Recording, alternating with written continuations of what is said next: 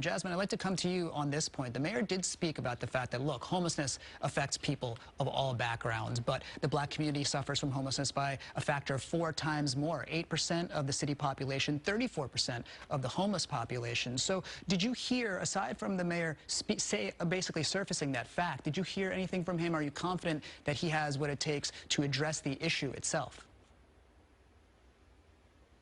So a couple of things. The first thing is, Dennis, if it's a tragedy for business owners and tourists to see homelessness, imagine how it feels for the people who are out there sleeping on the ground. The second thing is there's only one zip code, one area in Los Angeles where the black population is increasing versus everywhere else in our city where it's declining because we're being priced out of our own city, and that's Skid Row. When you go to Skid Row, over 75% of the population, they're black men and women. And so when I hear the mayor, year after year, we're always throwing money at our homelessness crisis. You know, look, we have to curb the high cost of rent. Until our city is ready to have a conversation about curbing the high cost of rent, we are going to continue to have an increase in homelessness. And I will always fight back against this notion that everybody who is homeless is a drug addict, is mentally ill. There are people who are working homeless, who are sleeping in their cars, who are couch surfing, who are sleeping in parks and going to work, and their coworkers don't even know because they simply cannot afford the rent. But our city council and our mayor, for some reason, they are unwilling to get in there and really address that issue. We need to curb the high cost of rent. That is what is moving black and brown people out of their neighborhoods, is the high cost of living in this city. So, Jasmine, you mentioned Dennis's name, and I want the mayor to build on what Michelle just said there. The mayor spoke about a program called LA Repair, where he would be creating some certain programs and issues to discuss this issue of the city's perhaps racist past, and he also spoke about a reparations program, as Michelle spoke about. Could you speak real quickly to what you see being the nexus point between potentially a reparations program and homelessness as an issue? Well, before we can even get into that, we need our city leaders to stop being so anti-black and pushing us out of the city. The numbers of black people in the city of Los Angeles, as I said before, keep going lower and lower and lower because we're being pushed out of the city. So when I hear us talk about programs like universal or guaranteed incomes and when you talk about reparations, it's like, can we get to it before there's no one left here? Because at the rate we're going now, you know, there will not be any more traditional black neighborhoods. You know, I think I heard Mayor Garcetti say that he wanted to do a pilot program with $1,000 a month for a guaranteed income.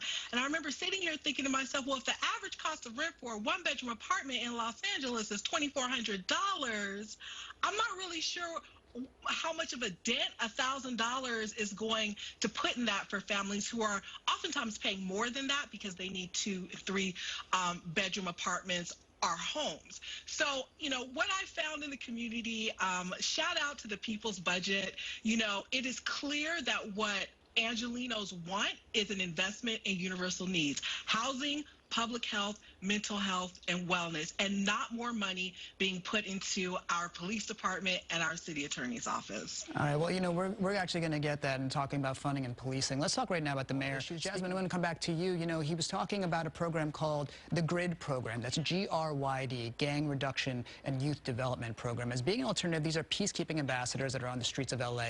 He was talking about $30 million going to the GRID program. So what do you make of that program and the mayor's speech and perhaps plans about reimagining police? I think I laugh and I giggle inside because I look at all of these elected officials co-opting and taking, you know, their cues from groups that they were having thrown out of City Hall, like Black Lives Matter, and now everyone wants to reimagine public safety. It's just so interesting. Look, the folks in GRID and the gang interventionists have been begging for money for years. They have been begging for money from City Hall for quite some time, so I'm sure they're very happy this evening, and I hope there's some follow-through on that. But to go back to Mayor Garcetti, if he wants to reimagine public safety, Our city is bracing for possibly another round of protests, depending on what the Chauvin verdict is.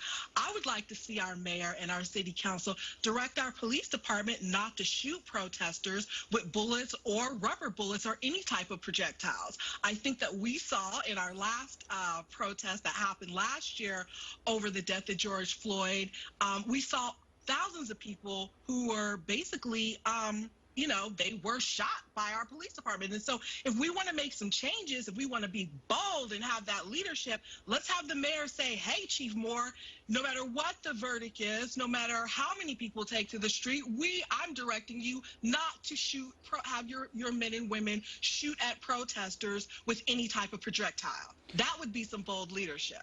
Yeah, we talk about these less than, as you say, the potential protests that are coming this week. And part of it, they just said that there was a chaos inside the department, that there wasn't a clear chain of command, that they weren't prepared to understand what was happening in the streets and understand people's anger. Do you agree with that report? And if so, do you think that the LAPD is better prepared for what might be coming down the pike? Look, I don't work for the LAPD, so I don't know what's going on inside of that department. So I don't know if they're better prepared or not. What I do know is what I said earlier, which is that I feel like our mayor and council should have a talk with the chief so the chief can have a talk with the rank and file about how we're going to deal with people who are in their feelings when this verdict comes out. Because what I don't want to see, and I think what a lot of people don't want to see, is young people, older people, just anyone getting trampled on, being, shot with, either real bullets or rubber bullets, all that mayhem that we saw on the streets before.